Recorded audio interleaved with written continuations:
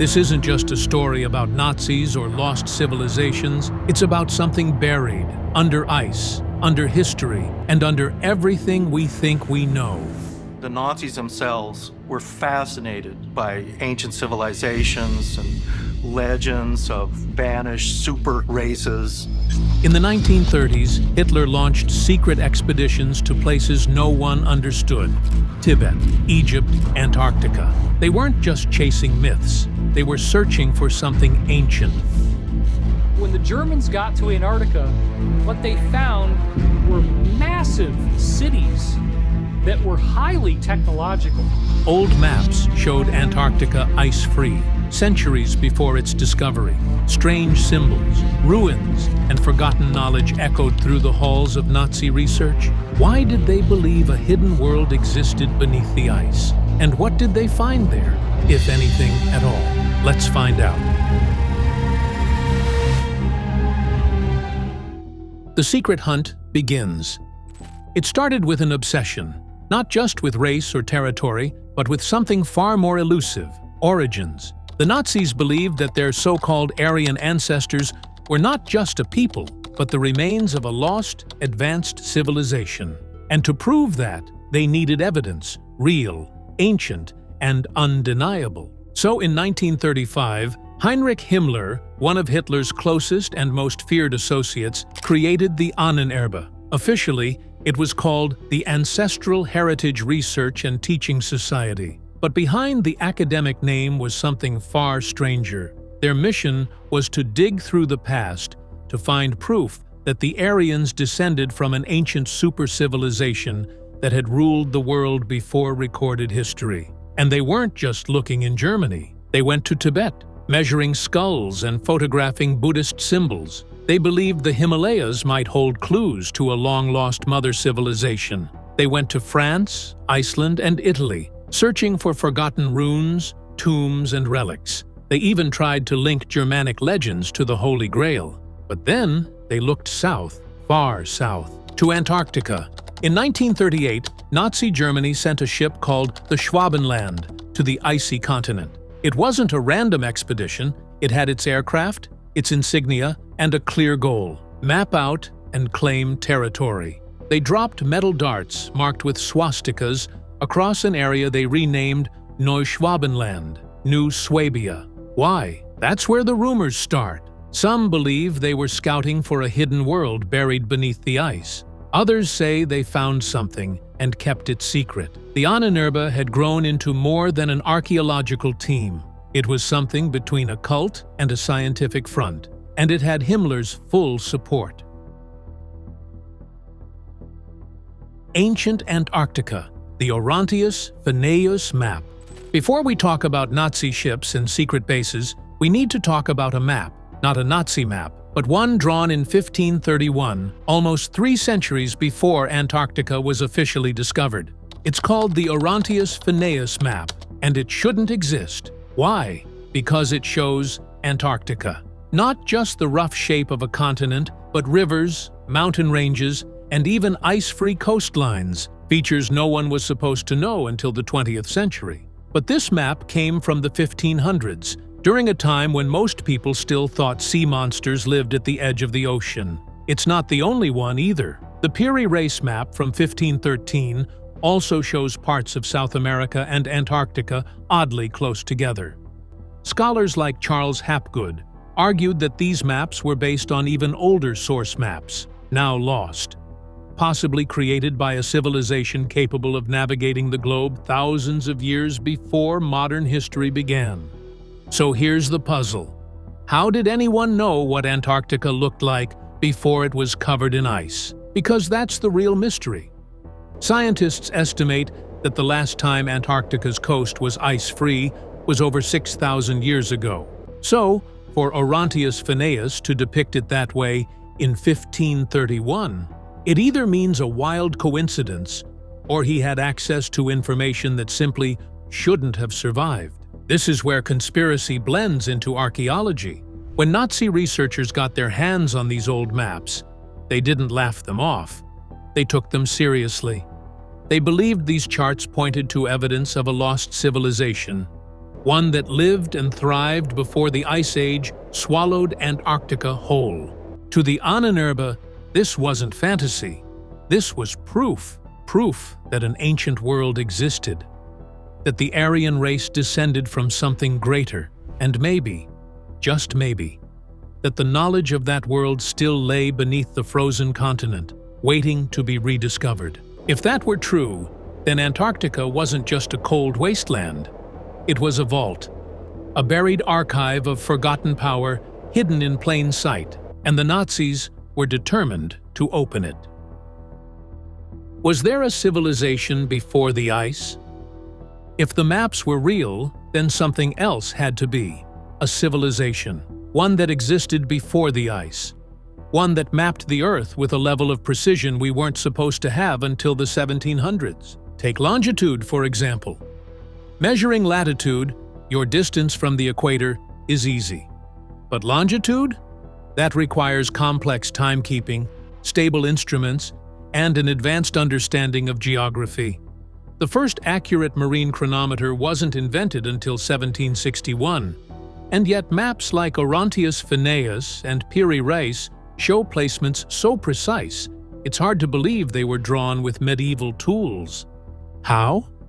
That question kept haunting researchers like Graham Hancock, who believes humanity suffered a kind of global amnesia. A catastrophic event, like a comet impact or sudden climate shift, may have wiped out nearly everything, leaving only whispers behind. Survivors, if there were any, might have passed down fragments of their knowledge, and maybe those fragments eventually found their way into ancient libraries that mapmakers like Phineus may have accessed centuries later. Now imagine you're the Nazi elite. You believe that your race is descended from these ancient, advanced people.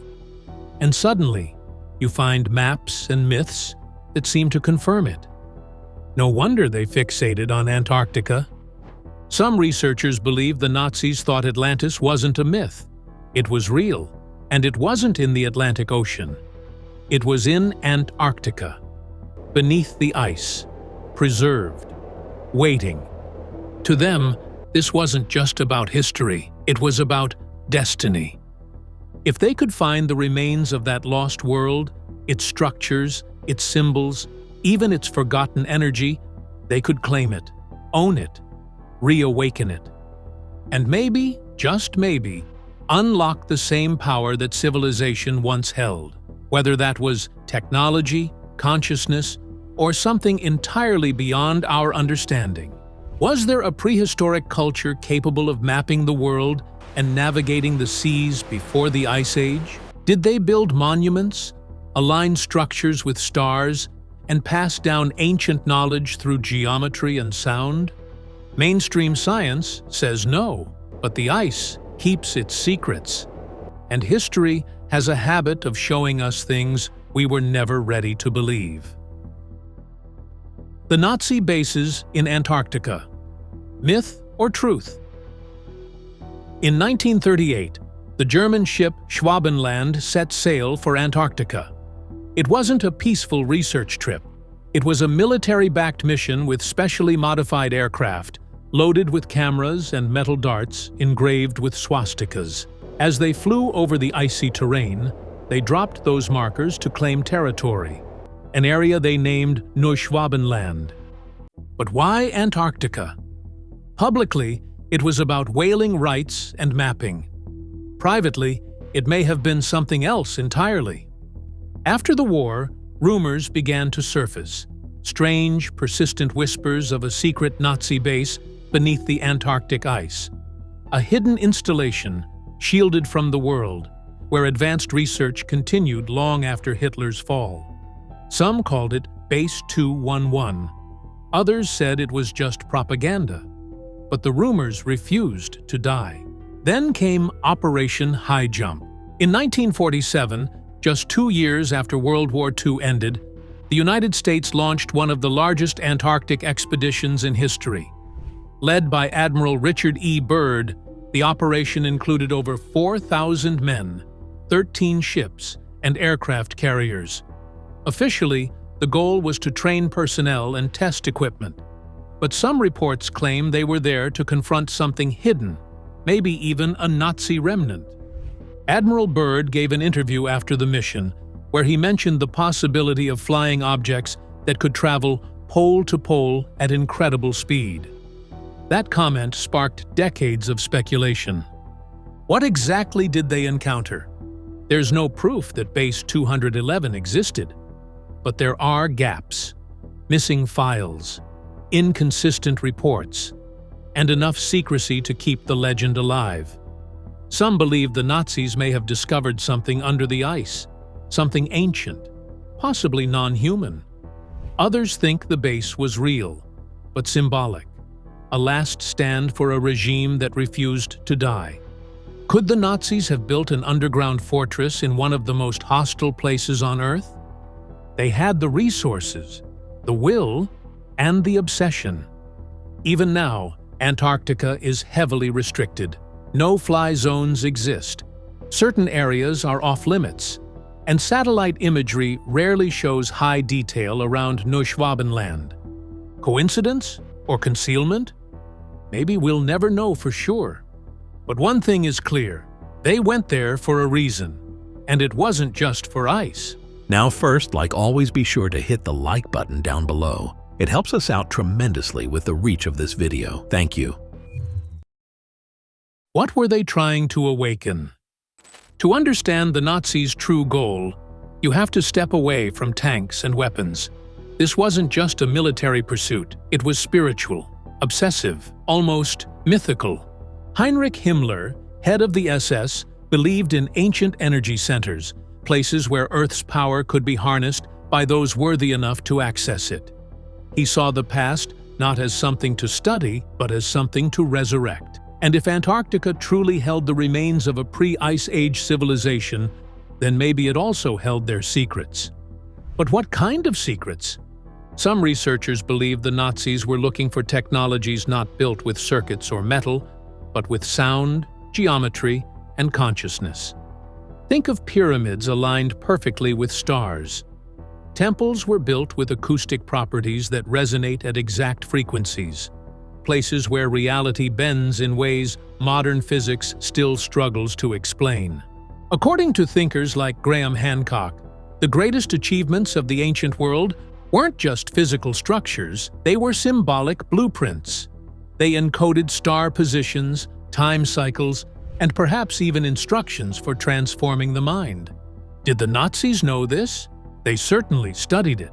Ahnenerbe researchers examined ancient Sanskrit texts. They dissected Egyptian hieroglyphs. They measured the acoustics of temples and tried to decode the power of symbols, as if looking for a manual left behind by a vanished intelligence. This wasn't about archaeology anymore. It was about activation. What if Antarctica wasn't just a graveyard of stone, but a gateway? What if something lay sleeping beneath the ice? Not a creature, but a memory, an energy, a kind of forgotten technology that worked through resonance and intention rather than wires. The Nazis may have believed that the remnants of this power could be controlled, used, weaponized. But if it was real, it likely wasn't meant for that. Maybe they thought they were unlocking ancient wisdom, but maybe they were disturbing something far older, something meant to stay buried. We often assume ancient people worshiped the stars, but what if they didn't worship them? What if they remembered them? And what if the Nazis tried to bring that memory back without understanding what it truly was? The critics and the war on mystery.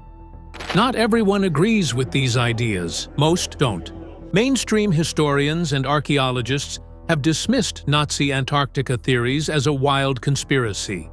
They label the Piri Reis and Orontius Phineus maps as mistakes or imaginative reconstructions based on vague traveler reports.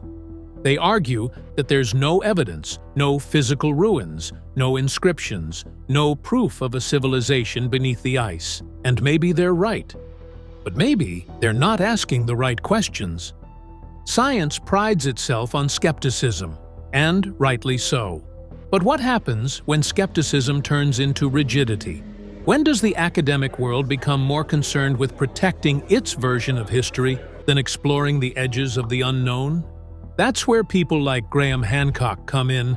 pushing boundaries, challenging narratives, and getting labeled as pseudoscientists for daring to ask, what if we forgot something? The war on mystery isn't new. It happens every time someone suggests ancient civilizations were more advanced than we thought. Every time someone asks how the Great Pyramid was aligned so perfectly, or why cultures across oceans all built pyramids at the same time. The answer is usually the same: coincidence, diffusion, or imagination. But what if it's something else entirely? Maybe the Nazis sought lost civilizations, and maybe we're just afraid to uncover the truth. The Nazis weren't the first to believe in a forgotten age, and they weren't the last to chase it. The difference is they had the power, the resources, and the ruthlessness to look where others couldn't, to fund secret missions, to collect ancient texts, to go to places most scholars wouldn't dare. Their motives were dark, but the questions they asked, they're still unanswered. Why did they care so much about lost civilizations? Why did they risk so much to find them? And why does the world still look away from Antarctica, one of the least explored places on Earth? Maybe the critics are right, maybe the maps are wrong, maybe the ice holds nothing at all, but maybe we're afraid of rewriting the story, afraid of discovering that history is far older and far stranger than we ever imagined. And that fear, that refusal to even look, might be the biggest mystery of all. Technology and forbidden knowledge.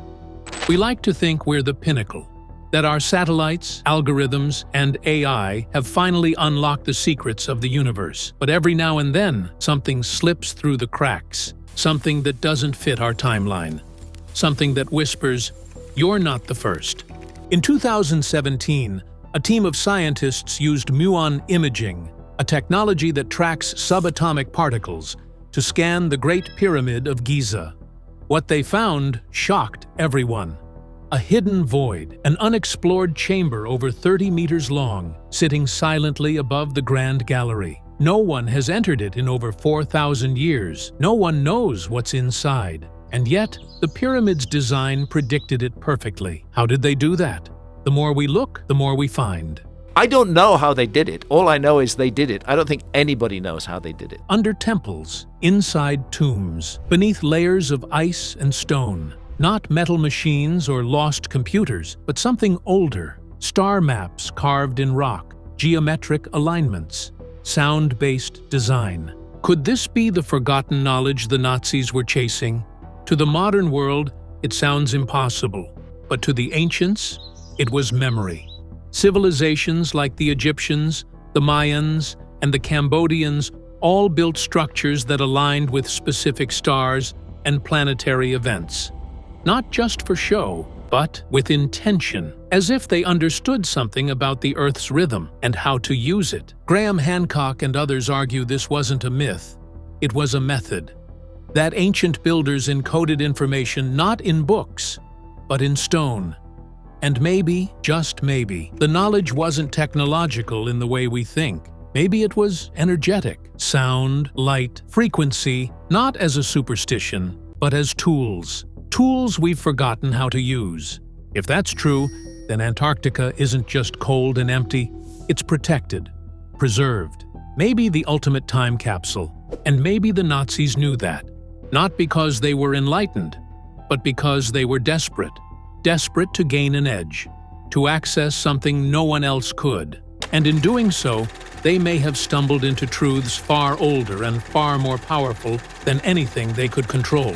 We think of ancient knowledge as lost, but maybe it's not lost. Maybe it's just hidden, waiting for us to remember how to see it. What the ice still hides. Antarctica is like nowhere else on Earth. No borders, no permanent cities, just silence, wind, and ice. It's the last untouched frontier, mysterious, remote, and deeply protected. And yet, strange things keep surfacing. In 2006, Russian scientists drilled into Lake Vostok, a body of water sealed beneath 2 miles of ice for over 15 million years. Inside, they found unknown microbes and unusual magnetic anomalies, raising questions no one could easily answer. Why are there no-fly zones over certain parts of the continent? Why are some areas strictly off-limits, even for scientific teams? Satellite images have captured geometric shapes beneath the snow. Some experts dismiss them as natural. Others aren't so sure, saying they're too sharp, too defined, too deliberate. Are these tricks of light, or the buried outline of something man-made? There have also been unconfirmed reports, strange sightings, hidden entrances, black-budget operations disguised as research missions. Too much? Maybe. But even without the fringe theories, one truth remains. We still don't know what lies beneath Antarctica's ice. Beneath that frozen shield are mountain ranges, underground lakes, and massive valleys.